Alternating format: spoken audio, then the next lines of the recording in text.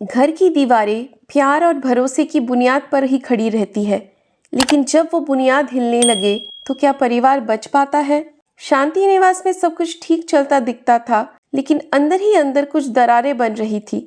रमेश और उसकी पत्नी नीरा अपने बेटे आयुष के पालन पोषण को लेकर अक्सर उलझते रहते थे। रमेश को लगता था कि नीरा उसे जरूरत से ज्यादा ढील देती है, जबकि नीरा मानती थी कि रमेश जरूरत से ज्यादा ही सख्त है। एक दिन आयुष की स्कूल डायरी में एक शिकायत आई कि वो स्कूल में झगड़ा कर बैठा। रमेश नाराज होकर चिल्लाया, तुमने इसे बिगाड़ दिया है नीरा, इसे तो कभी सही सलामत नौकरी भी नहीं मिलेगी। नीरा पलटकर बोली, तुमने कभी इसके अच्छे काम को देखा है? बस दोष देखते रहते हो। झगड़ा बढ़ गया और आयुष अपने कमरे में जाकर चुपचाप रोने लगा। उसने खुद को दोषी समझा। अगले दिन उसने रमेश और नीरा से ज्यादा बात ही नहीं की। शाम को रमेश आयुष के कमरे में गया और उसे उसकी ड्राइंग बुक दिखाई दी।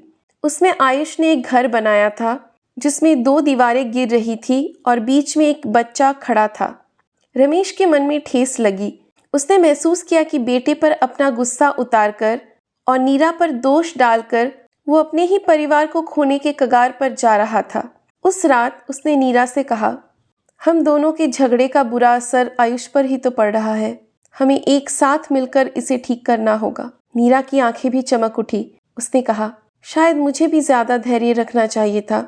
हमें सख्ती और प्यार का संतुलन बनाना होगा ताकि आयुष की अच्छी से परवरिश हो सके। रमेश और नीरा ने तय किया कि वे आयुष को ये महसूस करवाएंगे कि उनके बीच मतभेदों के बावजूद वे एक टीम है। धीरे धीरे झगड़े कम हो गए और आयुष ने खुद को सुरक्षित महसूस करना शुरू कर दिया। एक दिन उसने एक नई ड्राइंग बनाई, एक मजबूत घर जिसमें दीवारें खड़ी थी और बीच में लिखा था, अब ये घर कभी नहीं गिरेगा। परिवार की दीवारें मजबूत हो तो हर तूफान भी फीका पड़ जाता है।